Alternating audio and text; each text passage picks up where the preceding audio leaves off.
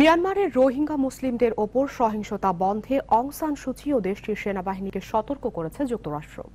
একই সাথে রাখাইনে চলমান সহিংসতায় উদ্বেগও প্রকাশ করেছে জাতিসংঘে নিযুক্ত মার্কিন রাষ্ট্রদূত নিকি হ্যালি। বৃহস্পতিবার এই মার্কিন কর্মকর্তা জানান, তারা রোহিঙ্গা দমন নিপীড়ন বন্ধে বেসামরিক প্রশাসনের পাশাপাশি সেনাবাহিনীকে চাপ দিচ্ছে। তিনি আরও বলেন, তারা সুচির ওপরও চাপ অব্যাহত রেখেছেন। সেই সাথে মিয়ানমারের সামরিক প্রধানকে সতর্ক করে বলেছেন, এরকম চলতে পারে না।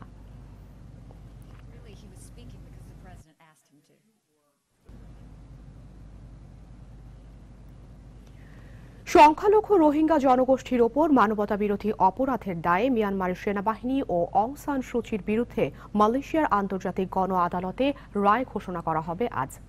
সাক্ষ্য গ্রহণ, ভুক্তভোগীদের জবানবন্দি এবং তাদের উপর নির্যাতন নিপীড়নের তথ্য প্রমাণের বিচার বিশ্লেষণ শেষে এই রায় ঘোষণার কথা রয়েছে। এ লক্ষ্যে মিয়ানমারের ইয়াঙ্গুনে কাজ করছে জাতিসংঘের তদন্তকারী দল। আজ তারা ট্রাইব্যুনালে রোহিঙ্গাদের ওপর নিপীড়নের বিষয়ে সাক্ষ্য প্রমাণ উপস্থাপন করবেন। রায় ঘোষণার পর তা বাস্তবায়নে জেনেভায় জাতিসংঘের মানবাধিকার কাউন্সিলর সহ বিভিন্ন আন্তর্জাতিক গোষ্ঠীকে অবহিত করা হবে। গত মার্চে মিয়ানমারের সেনাবাহিনী ও স্টেট কাউন্সিলর অং সান সুচির বিরুদ্ধে মানবতাবিরোধী অপরাধের অভিযোগ আনা হয়েছিল। লন্ডনের কুইন মেরি বিশ্ববিদ্যালয়ের রোম ভিত্তিক স্থায়ী গণ আদালত সেই অভিযোগপত্র গ্রহণ করেন।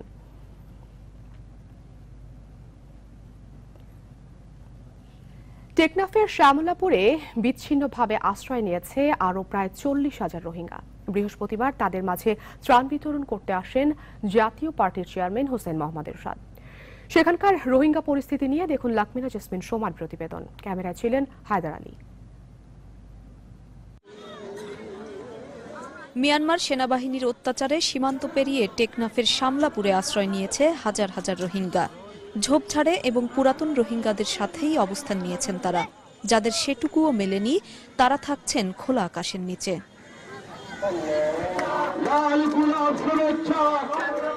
বিচ্ছিন্নভাবে আশ্রয় নেওয়া এসব রোহিঙ্গাদের মাঝে বৃহস্পতিবার ত্রাণ বিতরণ করেন জাতীয় পার্টির চেয়ারম্যান হোসেন মোহাম্মদ এরশাদ। দলের পক্ষ থেকে কয়েক ট্রাক ত্রাণ দেওয়া হয় রোহিঙ্গাদের। বাংলাদেশে আশ্রয় নিয়ে প্রথমবারের মতো ত্রাণ পেয়ে কিছুটা স্বস্তি মিলেছে এই রোহিঙ্গাদের। রিজুক পাই আর তো খুশি নলাইব না, আর তো বেশ খুশি লাগে। চোখেরা এর ভাই তো খুশি লাগে। ত্রাণ পেয়ে মোটামুটি একটু স্বস্তির নিঃশ্বাস ফেলছেন, মোটামুটি তারা একটু খুশি। অনেকে জানালেন, নির্যাতনের শিকার হয়েই মাতৃভূমি ছাড়তে বাধ্য হন তারা। ফচিন্দা উতকা ফিরনং কথা ফারাছিল ফিরনং ফারামাদে 16 দিন আসিলাম, যে 16 দিন তাই বাদে 1 মাস 13 দিন বন্দী থাকার পর তারা কোনো মতে প্রাণে বেঁচে আসছে এখানে। মায়া হইন তারা জুলুম করছে যে তো হেডা যে রাহাম আছে দেখি না যে মেলা হইন সইলে যে বাদার হদুনতি যে দূর থারি হারি মেলা হইন ধরে নিয়ে গিয়ে যে তাদেরকে ধর্ষণের পর বিভিন্নভাবে নির্যাতনের পর তাদেরকে কেটে ফেলা হয়েছে। তাদের বাচ্চা কাচ্চা যা আছে তাদেরকেও কেটে ফেলা হয়েছে। যারা ওখান থেকে প্রাণে বেঁচে আসতে পারছে তারা বাঁচছে, আর বাকিরা সবাই মারা গেছে। ত্রাণ বিতরণ শেষে এইচএম এরশাদ নিউজ 24-কে বলেন, সারা বিশ্বই এখন রোহিঙ্গাদের পক্ষে জাগ্রত হয়েছে। কফি আনান কমিশনের সুপারিশমালা বাস্তবায়ন করতেই হবে। মানবতার চরম বিপর্যয়, সারা পৃথিবীর মানুষের বিবেক জাগ্রত হয়েছে। আমরা চাই রোহিঙ্গারা তাদের আসবাবে ফিরে যাক। ওরা রাখাইন মুসলিম, ওরা বেঙ্গলি নয়। কফি আনান যে কমিটি করেছিলেন তার সুপারিশমালা বাস্তবায়িত করা হোক।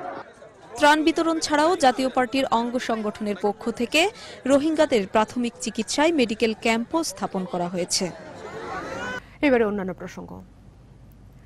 অবশেষে কমতে শুরু করেছে চালের দাম। রাজধানীর পাইকারি বাজারে চিকন চাল কেজি প্রতি কমেছে 2 থেকে 3 টাকা, আর মোটা চালের দাম কমেছে 5 থেকে 6 টাকা পর্যন্ত। তবে খুচরা পর্যায়ে এখনো সেই প্রভাব পড়তে শুরু করেনি। বিস্তারিত জানাচ্ছেন সুলতান আহমেদ।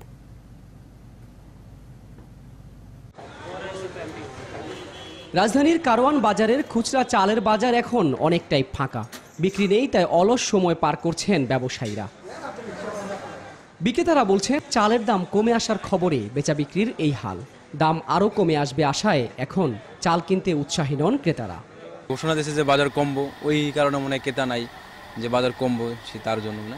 একটু কমা শুরু করছে, আর একটু কমলে আর কি একটু ভালো হবে। চালের দামটা তো বেশি বেড়ে গেছে। তবে খুচরা পর্যায়ে দাম এখনও কমতে শুরু করেনি। বাড়ার খবরে তাৎক্ষণিক বাজারে প্রভাব পড়লেও কমার ক্ষেত্রে ব্যবসায়ীদের সেই পুরনো অজুহাত, গুদাম থেকে চাল আসেনি এখনো।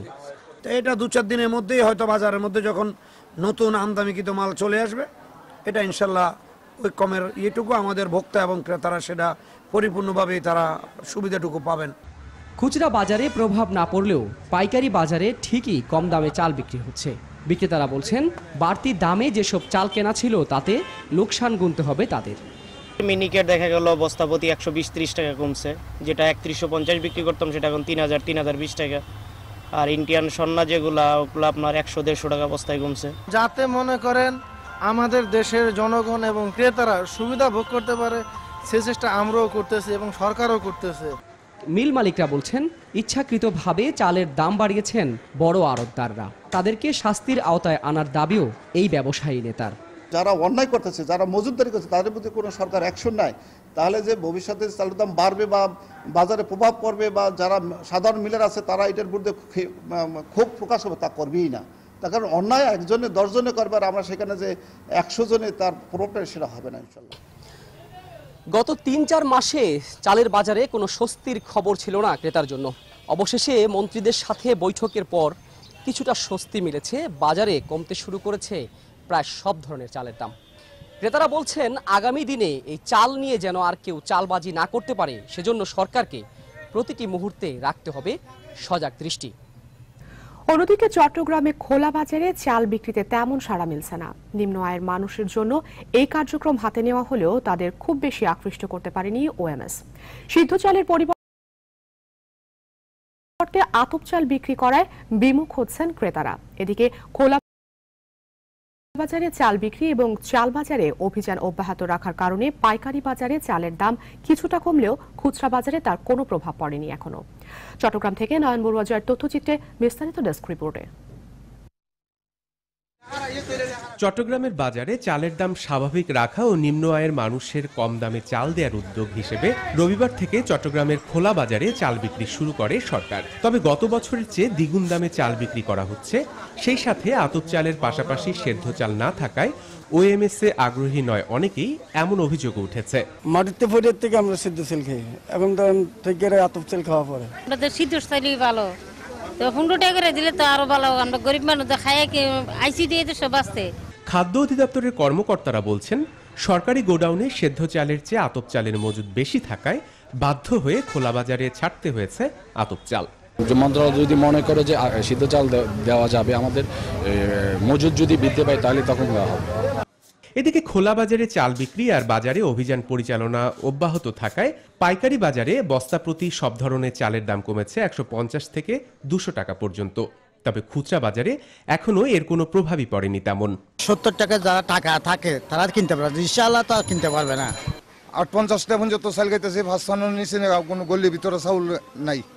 আর খুচরা ব্যবসায়ীরা বলছেন, কেজিতে চালের দাম কয়েক টাকা কমলেও 50 টাকা কেজি ছাড়া ভালো চাল নেই। তাই চালের দাম আরো কমানোর দাবি তাদের।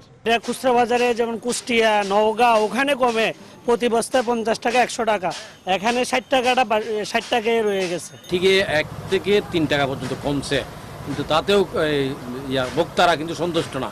ভোক্তারা চাচ্ছে যে আরো কমুক, 40 টাকা হোক। এদিকে চালের আড়তগুলোতে অভিযান অব্যাহত রাখলে চালের দাম আরো কমবে বলে জানালেন পাইকাররা। যেটা বর্তমান প্রতিটা মোকামে চলতেছে, মোকামে যে হালে মোবাইল কোড বা অথবা ট্রান্সপোর্ট যেভাবে জেলা প্রশাসকরা বলতেছে, এটা যদি হয় ইনশাল্লাহ 1 সপ্তাহের ভিতরে বাজারে এটার প্রতিভাব পড়বে। আতপ চালের পাশাপাশি সেদ্ধ চাল আমদানি করা হলে বাজারে চালের দাম আরো কমতো বলে মনে করেন সংশ্লিষ্টরা।